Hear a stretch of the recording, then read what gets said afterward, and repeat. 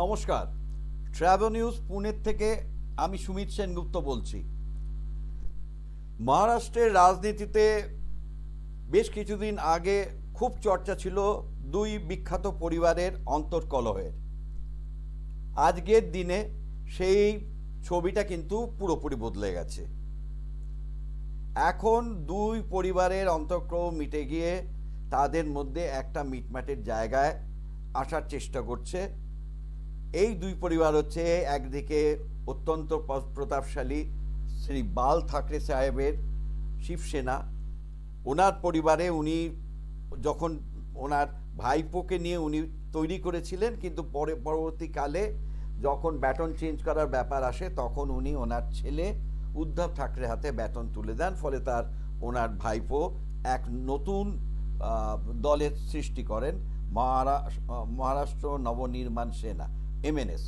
কিন্তু পরবর্তীকালে শেষে ওই সেনা মিউনিসিপ্যাল ইলেকশনের সিট ছাড়া বাকি অ্যাসেম্বলি এবং পার্লামেন্টারি সিটে সেরকম কিছু করতে পারেনি। অন্যদিকে শারদ পাওয়ার তার দল রাষ্ট্রবাদী কংগ্রেস পার্টি বা ন্যাশনালিস্ট কংগ্রেস পার্টি বা NCP, এই দলটি উনি পরিচালনা করতেন উনি আর ওনার ভাইপো, দাদার ছেলের, আপন দাদার ছেলের শ্রী অজিত দাদা পাওয়ারের সাথে। অজিত দাদা পাওয়ার অরিজিনাল নাম হচ্ছে অজিত পাওয়ার। ওনাকে সবাই দাদা বলতো, তার জন্য অজিত দাদা পাওয়ার বলেই উনি বিখ্যাত। অজিত দাদা পাওয়ার মহারাষ্ট্রের সংগঠন দেখতেন, মহারাষ্ট্রের NCP সমস্ত কিছু দেখতেন, আর শারদ পাওয়ার সারা ভারতবর্ষের রাজনীতিতে উনি অংশগ্রহণ করতেন। অজিত পাওয়ার এর খুড়তুতো বোন অর্থাৎ শারদ পাওয়ারের একমাত্র কন্যা সুপ্রিয়া শুলে সাথে অজিত পাওয়ারের বয়সের অনেক তফাৎ। সুপ্রিয়া শুলে যখন আস্তে আস্তে বড় হন এবং অজিত পাওয়ার এর অনেক বয়স হয়ে যায়, এখন অজিত পাওয়ার 85 বছর বয়সী, তার মধ্যে উনি কাজ করছেন। তো উনি আস্তে আস্তে চেষ্টা করেন যে সুপ্রিয়া শুলের হাতেই পুরো দলটাকে তুলে দেওয়ার, এবং সেই অনুযায়ী সুপ্রিয়া শুলেকে তৈরিও করেছেন উনি। কিন্তু এখানে তখন ওনার ভাইপোর সাথে লেগে যায়, অনেকবার মিটমাট করানোর চেষ্টা হয়। শারদ পাওয়ারের স্ত্রী, যাকে অজিত পাওয়ার খুব মানে, তিনি চেষ্টা করেছিলেন, কিন্তু আলটিমেটলি অজিত দাদা পাওয়ার আলাদা পার্টি তৈরি করেন এবং নির্বাচনে যান। পার্লামেন্টারি ইলেকশনে খুব একটা সুবিধা না করতে পারো, অ্যাসেম্বলি ইলেকশনে ওনারা খুব ভালো রেজাল্ট করেন। 59টি জায়গায় দাঁড়িয়ে 41টা সিট পান ওনার। অন্যদিকে শারদ পাওয়ার যদিও পার্লামেন্টারি ইলেকশনে ভালো রেজাল্ট করেছিলেন, কিন্তু অ্যাসেম্বলি ইলেকশনে এসে মুখ থুবড়ে পড়েন। এইভাবেই চলছিল। কিন্তু এই যে শারদ পাওয়ার গোষ্ঠীতে যারা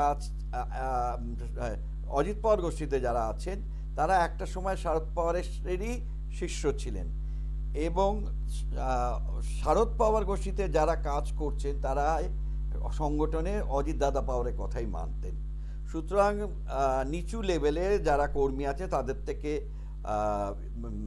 থেকে আর্জি আসতে শুরু করে, তাদের থেকে অনুরোধ আসতে শুরু করে কি দুই দলের মিলন করিয়ে দেওয়া হোক, এবং রাজ্য রাজনীতিতে এবং ভারতবর্ষের কেন্দ্রীয় রাজনীতিতে NDA-র সাথে সম্পর্ক একটা নতুন করে তৈরি করার প্রচেষ্টাও শারদ পাওয়ার করেন। নরেন্দ্র মোদীর সাথে বেশ কয়েকটা জায়গায় উনি মিটিং করেছেন, এবং এই প্রচেষ্টার জন্য উনি ওনার ভাইপোর সাথে আবার মিটমাট করে নেওয়ার চেষ্টা করেন। গত ফেব্রুয়ারিতে যে অ্যাসেম্বলি ইলেকশন হয়েছিল, সেই সময় এমন অবস্থা ছিল যে কাকা ভাইপোতে একেবারেই কথাবার্তা ছিল না, বা খুড়তুতো বোন আর জ্যাঠতুতো দাদার সাথে কোনো কথাবার্তা ছিল না। কিন্তু এরপরে আস্তে আস্তে, আপনারা তো সবাই জানেন, রাজনীতিতে পার্মানেন্ট বন্ধু পার্মানেন্ট শত্রু বলে কিছু নেই, এই ক্ষেত্রেও সেটাই প্রযোজ্য। এইখানে আবার নতুন করে সমীকরণ শুরু হয়। এই ব্যাপারে একটি বাধা, সেটা হচ্ছে যে পার্টির যে আগামী দিনের নেতৃত্ব সেটা কার হাতে যাবে। শারদ পাওয়ারের ভাইপো অজিত পাওয়ারের সাংগঠনিক ক্ষমতা খুবই ভালো, সেই কারণে উনি চাচ্ছেন যে উনি সংগঠনের প্রধান হন। অন্যদিকে সুপ্রিয়া শুলে যিনি কিনা পার্লামেন্টের একজন এমপি, দক্ষ পার্লামেন্টেরিয়ান, তিনি চান যে তার কাছেই থাকুক। এই নিয়েই বিবাদ। গত 20 দিন আগে সুপ্রিয়া সুলে যখন দিল্লিতে ছিলেন, সেই সময় বেশ কয়েকবার শারদ পাওয়ার এবং অজিত পাওয়ারের মধ্যে বৈঠক হয়, একসাথে নানান জায়গায় তারা যেতে শুরু করেন এবং একটা মিটমাটের জায়গা তৈরি হয়। গত 9 তারিখে বারামতিতে একটি মিটিং হয়, একটি মিটিংয়ে বা একটি পার্টির একটি অনুষ্ঠানে শারদ পাওয়ার, অজিত পাওয়ার এবং সুপ্রিয়া সুলে তিনজনই বেশ একটা চমক দিয়ে তিনজনই ওই অনুষ্ঠানে এসে উপস্থিত হন।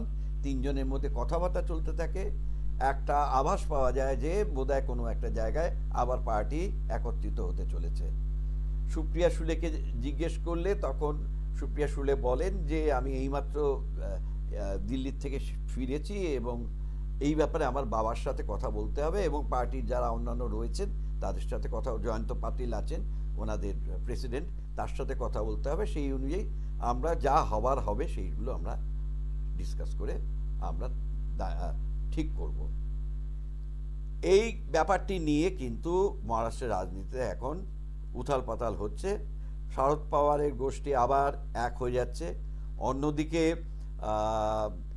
শিবসেনা গোষ্ঠীর থেকে বালাসাহেব ঠাকরের